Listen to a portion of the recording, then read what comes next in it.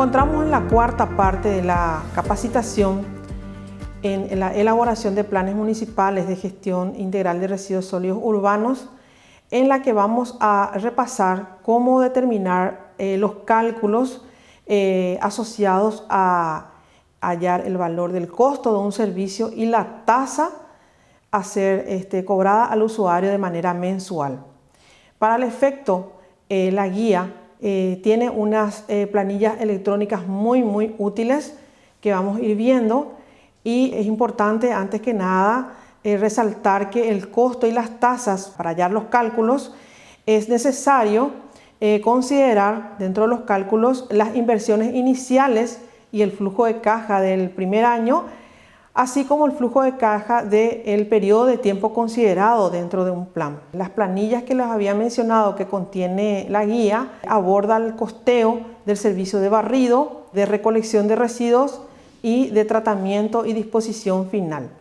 Es importante que antes de iniciar los cálculos podamos definir los parámetros o los datos básicos de partida. Esos datos son totalmente necesarios e imprescindibles poder conocerlos, aunque la guía también proporciona valores para Paraguay de algunos datos en caso que no se pudiera acceder a los mismos. Básicamente, los datos básicos son la cantidad de usuarios a ser alcanzados por el plan, el número de habitantes por vivienda, la población servida, cuál es el salario mínimo vigente, cuál es la cotización del dólar, el precio del combustible, el costo de maquinarias, de camiones, transportadores,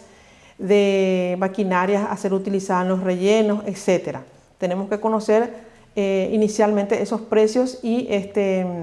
dolarizarlos para poder obtener nuestros cálculos. Entonces, el primer paso es establecer los datos básicos de partida, y a partir de ahí ingresamos a nuestra planilla electrónica, que tiene unas hojas de cálculo que corresponden a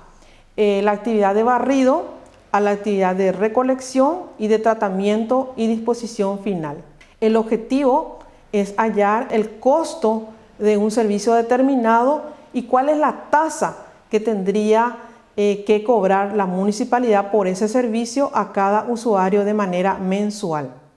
Entonces, si vamos a las planillas electrónicas, podemos hacer la revisión de las mismas. Una vez que logramos generar todos los datos básicos de partida, podemos ir a la hoja de cálculo correspondiente al barrido. Para determinar los costos y las tasas de barrido, es necesario generar los datos de la cantidad de camiones intervenidos en el proceso, los costos de los camiones, la cantidad promedio de días barridos por semana, la cantidad de horas de barridas por día, la longitud promedio de barrido por día en la ciudad, la longitud total de barrido por barrendero, o sea, por operario por calle, de cuneta a cuneta por jornada o día, longitud total de barrido por barrendero por calle, en ambas cunetas por hora, personal, cantidad de choferes, personales permanentes barrenderos, cuántos barrenderos jornaleros, a diferencia del anterior serían permanentes, y el total de toneladas barridas por año. Estos datos de esta columna deben ser generados y luego se ingresa a lo que sean los costos. Entonces tenemos dos áreas de costo. Los costos directos, que tienen que ver con el alquiler, con los materiales, con los equipos de oficina, las depreciaciones, los gastos financieros, salarios, en fin, de todo, de los jefes, el personal administrativo, de los capataces, de los obreros, etc. Y también tenemos los costos indirectos. En esta columna lo que en realidad debemos cargar es la cantidad, y en esta otra columna los costos unitarios. Entonces podemos ir retocando de acuerdo a cada uno a su realidad, o también utilizar los datos que ya figuran en esta planilla. Una vez que se generan todos estos datos, la misma planilla ya va calculando o generando el flujo de caja para el primer año, que sería esto, y también para los años que corresponden al periodo considerado dentro del plan, que en este caso es de 5 años. Bien, una vez que se cargaron los datos y la planilla genera los flujos de caja, entonces se generan justamente los datos que estamos buscando. Se genera el costo promedio anual, se genera el costo promedio por kilómetros barridos, se propone una tasa de morosidad promedio que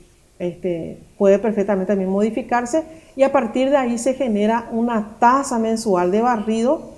que sería cuánto es lo que tendría que cobrársele al usuario mes por el servicio de barrido. De la misma manera ingresamos a la siguiente hoja de cálculo, que sería la correspondiente a la recolección. En la recolección también los datos siempre de la línea A corresponde a los datos establecidos en la hoja correspondiente a datos básicos de partida, y luego se van cargando los datos solicitados en la planilla, que serían la capacidad de carga por camiones por viaje, los costos de camiones, la cantidad promedio de días de recolección por camión por semana, la cantidad de horas de recolección por día, la cantidad de camiones recolectores, la cantidad de camiones recolectores de reserva, la cantidad total de camiones recolectores, qué cantidad de choferes se tendría, qué cantidad de ayudantes se tendría por cada camión, la longitud promedio del camión de recolección por día y la longitud total de recolección por mes. Igualmente se cargan los costos directos e indirectos, tanto en cantidad como en costo, en la columna de cantidad como en costo, y también la planilla va generando el flujo de caja correspondiente al primer año y también para los años correspondientes al periodo considerado dentro del plan, que en este caso también es de 5 años. Entonces, como resultado, la misma planilla va generando la información que buscamos, que sería el costo promedio anual del servicio, el costo promedio por toneladas colectadas y la tasa mensual de recolección sugerida para ser cobrada al usuario cada mes. Asimismo, ingresamos a la última hoja de cálculo, que corresponde a determinar el costo asociado a la disposición final. Acá en esta hoja de cálculo también los datos correspondientes a la línea A son traídos, digamos, o migrados desde la hoja de datos básicos de partida, y entonces empieza a cargar los datos de cantidad total de residuos a disponer, el costo de los vehículos, de las palas cargadoras, de las topadoras, de los camiones, en fin,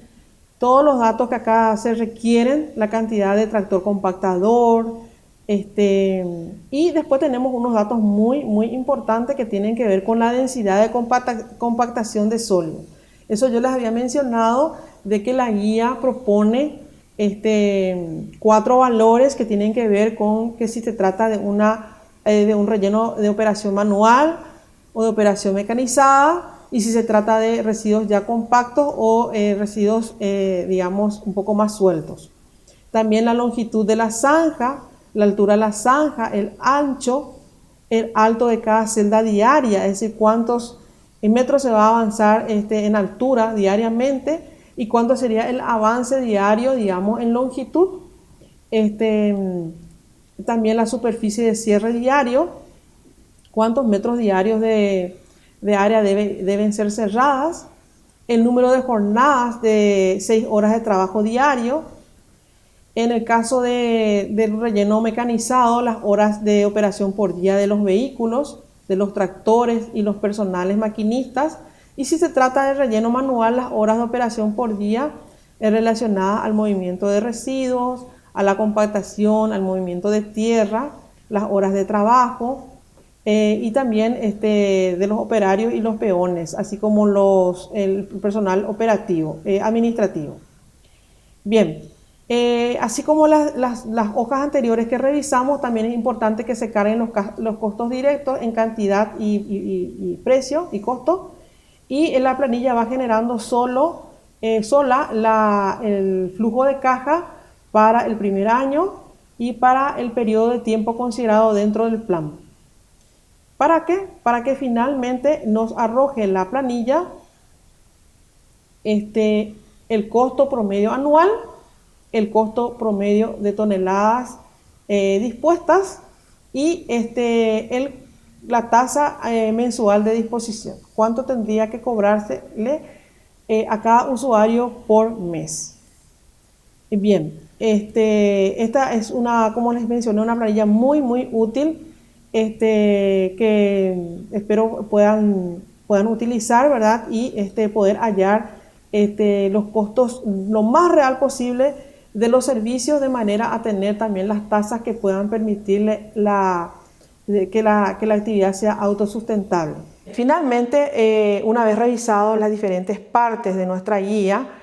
recapitulando, vimos la importancia de hacer un buen diagnóstico, los principales componentes, las principales características de los servicios que tienen que ver con la recolección, con la valorización.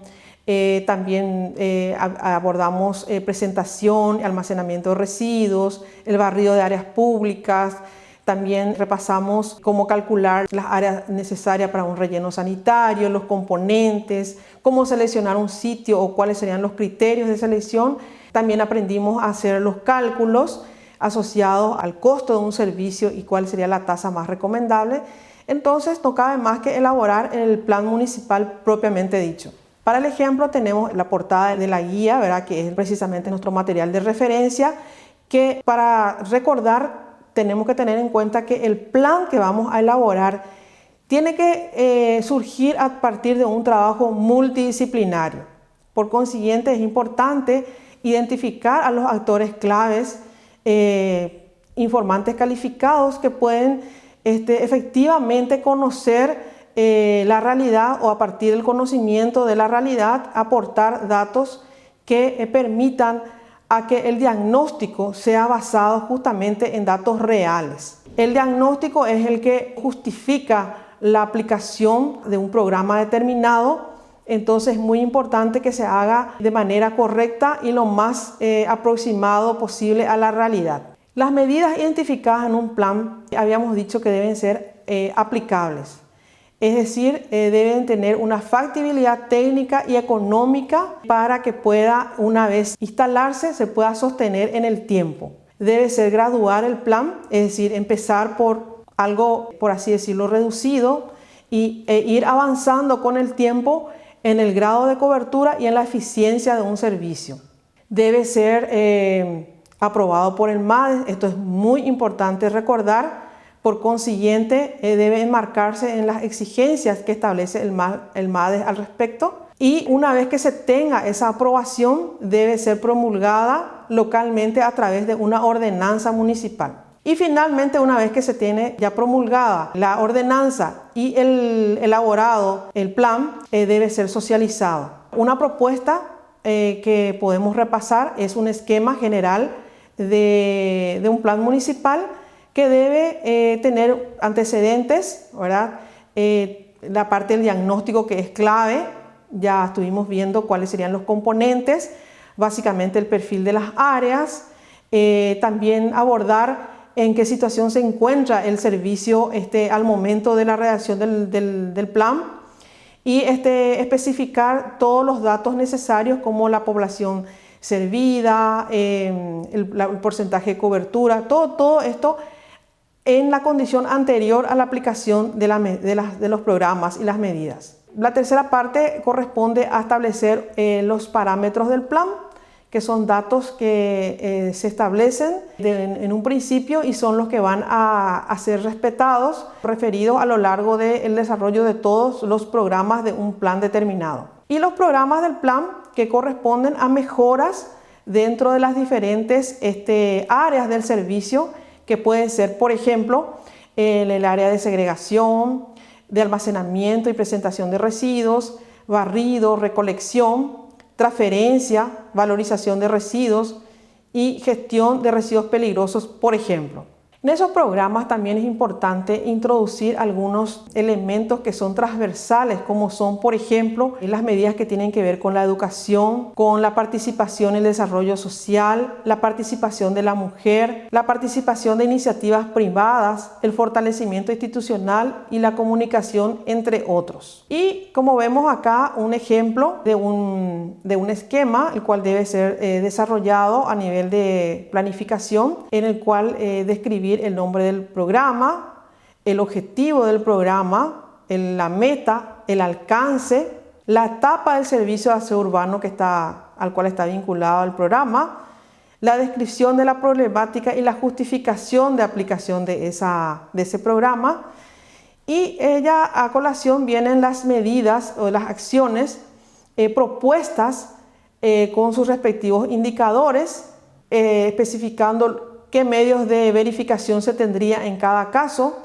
en qué plazo se cumpliría, cuál sería la dirección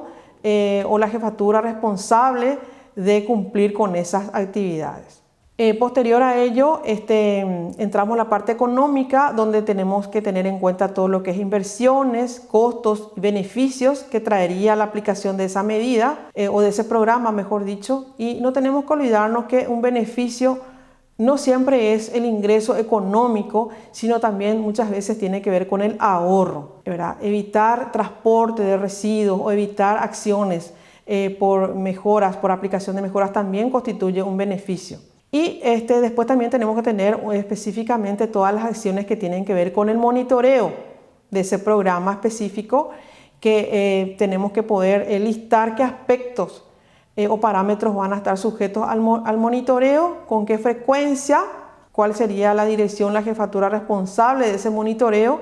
y cuál sería el medio de verificación. Y finalmente es muy importante establecer la revisión y actualización, en qué plazos van a ser revisados estos planes. Bueno, tras estos 4 módulos es deseable que se pueda